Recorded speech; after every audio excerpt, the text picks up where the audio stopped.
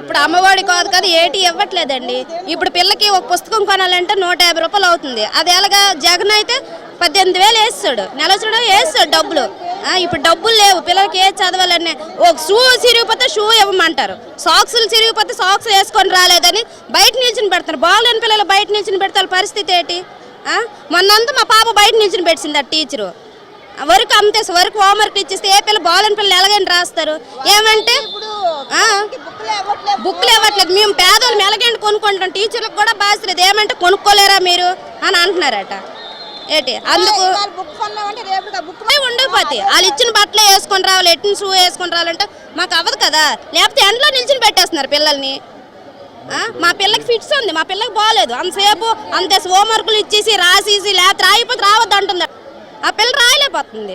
ఏమని అంటే బయట నిల్చుని పెట్టేస్తారు, ఈ పిల్లలకు కూడా బయట నిల్చుని పెట్టేస్తారు. పిల్లలు కూడా మంచివి ఇవ్వట్లేదు, ఒలిసేస్తున్నారు, కింద పడేస్తున్నారు, అవే పడేస్తున్నారు. అవి ఎలా తింటారు? అది అసలు స్కూల్ టీచర్స్ అని టీచర్కి కూడా మేము అనలేము. వాళ్ళు తేవట్లేదు, ఎక్కువ నుంచి వచ్చిందని మంచి ఫుడ్ పంపించాలి కదా పిల్లలకి. భోజనం ఏం బాగలేదు అసలు. కష్టం తిన్నోళ్ళు ఇక్కడ భోజనం తిన్నోళ్ళు అయితే ఇంటికి వచ్చి ఎప్పుడు బొవ్వ అని అంటారా? ఇవ్వలేను, అన్నం అన్నం అన్నం అంటారు. అదే ప్రాబ్లమ్స్ ఎక్కువ, ఇంకేటి ప్రాబ్లమ్స్. చదువు నేర్చుకున్నాడు నేర్చుకుంటాడు, నేర్చుకోలేడు అంతే. మరి చదువులోనే మనం మాట్లాడలేము. చదువు కూడా ఇంట్రెస్ట్ టీచర్ చెప్పాలి కన్ఫర్మ్.